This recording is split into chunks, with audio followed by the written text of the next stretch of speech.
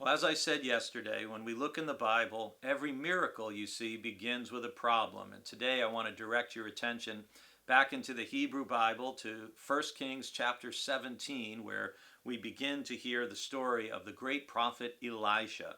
And our verse for the day comes from Elijah in the home of a widow at Zarephath.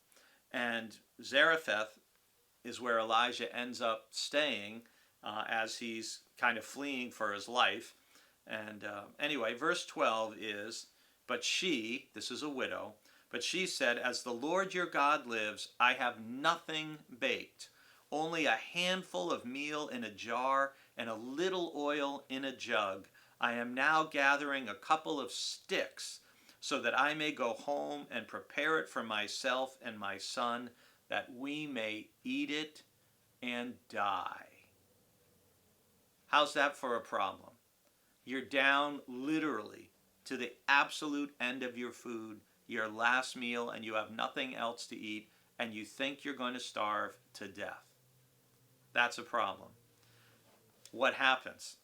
Well, Elijah says to her, tells her not to be afraid, and tells her to first make a cake for him and bring it to me, and afterwards make something for herself.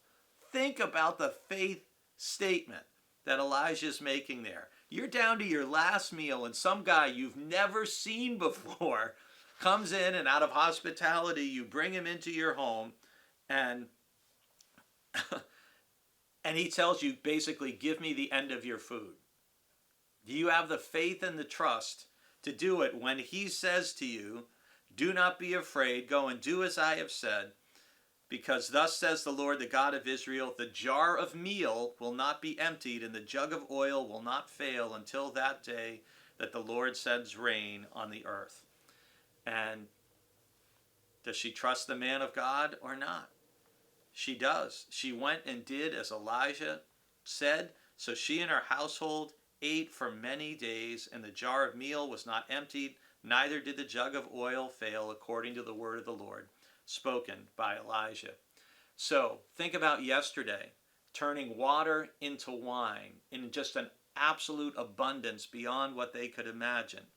Well, that miracle of Jesus harkens back, it seems to me at least, a little bit to this miracle of Elijah, of him turning the absolute last that this widow at Zarephath had into meal and oil that continue. And he's there for 3 years. I mean, this doesn't run out for 3 years. That's unbelievable, right? And it also tells you a little something about how God is always working, even before we arrive on the scene, even before we get to some situations.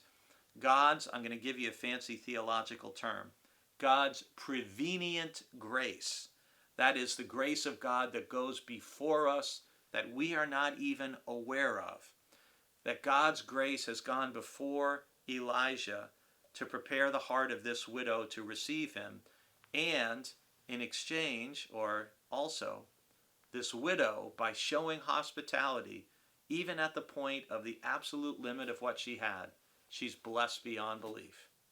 Every miracle begins with a problem.